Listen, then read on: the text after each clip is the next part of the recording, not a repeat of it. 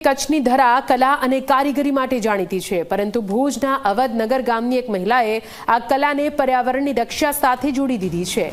રાજીબેન વણકર નામની આ મહિલા, જેમણે વેસ્ટેજ પ્લાસ્ટિકમાંથી અદ્ભુત કલાની વસ્તુઓ બનાવી છે અને એક નવી જ ક્રાંતિ સર્જી દીધી।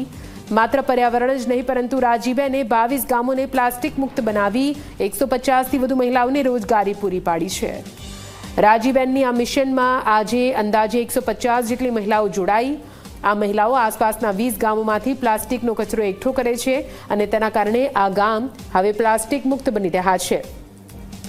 પ્લાસ્ટિક વેસ્ટેજમાંથી બનેલી આ ચીજ વસ્તુઓની ડિમાન્ડ હવે શહેરોમાં પણ વધી છે।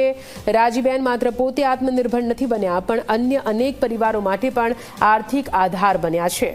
અમે ગરીબ બહેનો હતા, એકદમ હું બેરોજગાર હતી। જ્યારે મારા પતિનું દેહાંત થઈ ગયું હતું, મારા છોકરા સાવ નાના હતા, મારા ઘરમાં ખાવા પણ નહોતું, પણ ત્યારે મેં સખી મંડળમાં જોડાણી અને આ કામ કરવા માંડી, ત્યારે આજે હું અહીંયા પહોંચી છું। તો અમે સરકાર તરફને એને ખૂબ ખૂબ સરકારનો આભાર માનીએ છીએ સર, કે આ બહેનો માટે ખાસ કરીને નરેન્દ્રભાઈ સાહેબનું, અમે મોદી સાહેબનું ખૂબ ખૂબ આભાર માનશું। કે આપણું પર્યાવરણ અત્યારે આપણે જોઈએ છીએ તો કેટલું આમ એકદમ બહુ ખરાબ જોઈ રહ્યા છીએ આપણે એને, તો અમે એટલે જ આ કામ ચાલુ કર્યું કે પર્યાવરણને કેવી રીતે બચાવી શકાય।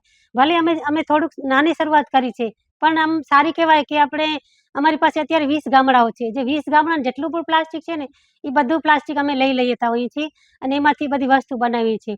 જે ઘર બેઠી બહેન હોય ને એ લોકો આ કામ કરતી હોય છે, કેમ કે એમની પાસે બીજું કોઈ કામ નથી હોતું, એ લોકો બહાર નહીં જઈ શકે।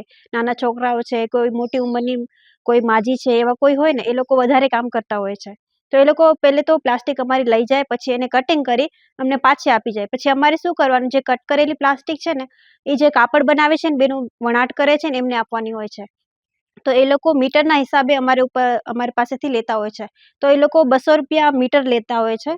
એના પછી એનામાંથી બધી અવનવી વસ્તુ બને, જેમ કે બેગ છે, ટ્રે છે, પાસપોર્ટ કવર છે, બોટલ કવર છે, કે આપણે લેપટોપ બેગ છે, શોપિંગ બેગ છે, ઘણી બધી એવી અમારે પ્રોડક્ટ છે જે અમે લોકો બનાવતા હોય છે।